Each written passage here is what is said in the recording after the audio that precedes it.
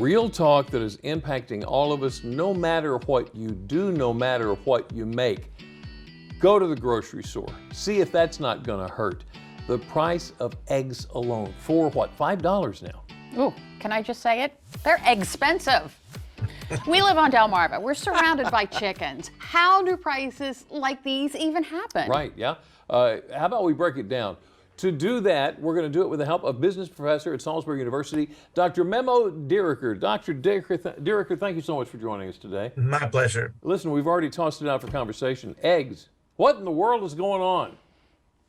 Well, there are several factors to the situation with eggs. The biggest thing is the supply. The egg supply is actually down right now because of some disease issues in the flocks around the country. And that is, economics 101. When the supply goes down, the demand stays high, prices go up. And the demand is high for a couple of reasons. One, with the inflation, people are not going out as much, so they're staying at home and cooking. Add to that the inflation issues that we're already encountering. In some places, the cost of eggs has doubled.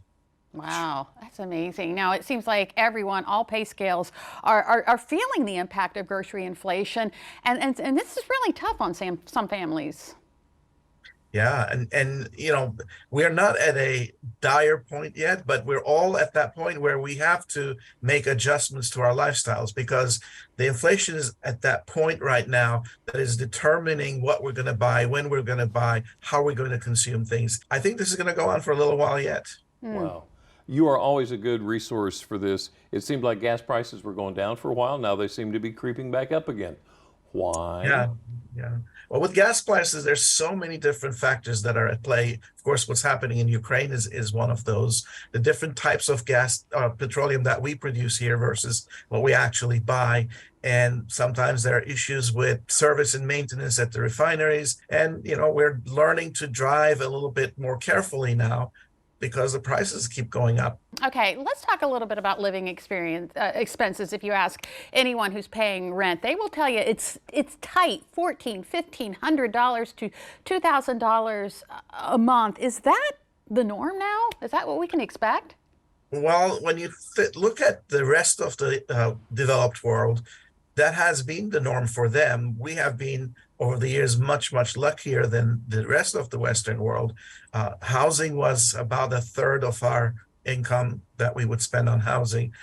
Elsewhere, it's closer to 40, 45, 50%. So that's where we seem to be going. We're adjusting to a new normal. And of course, the interest rates are determining that. Inflation itself is determining that. So yes, rents are going to stay high. I didn't know about that. I didn't think about that. Yeah. So we try not to mention the R word, but can I ask what your thoughts are on recession? Well, I was reading about that this morning. When I was asked about this at a Southern Maryland leadership meeting, I said, I think the recession is coming, but it's going to be a mild one. And at that point, the general consensus was that it was going to be a deep V, if you will. It'll go down fast and then come back up fast. Today, the consensus seems to be that it will be coming in the second half of this year and that it would be a mild one and it will start getting better in 2024. All right. Okay. So do you have any advice for families that are doing their best to pinch pennies and make ends meet? The way we spend money, the way we consume, the way we buy things organically inflates itself. So we spend more without even realizing we're spending more. We leave so much money on the table by the way we consume things. So about 15 to 20% of what we spend, we don't need to spend. Are we always buying brand name merchandise, or are there sometimes can we buy generics? Are we buying it and then throwing food away? I mean, I'm guilty of this.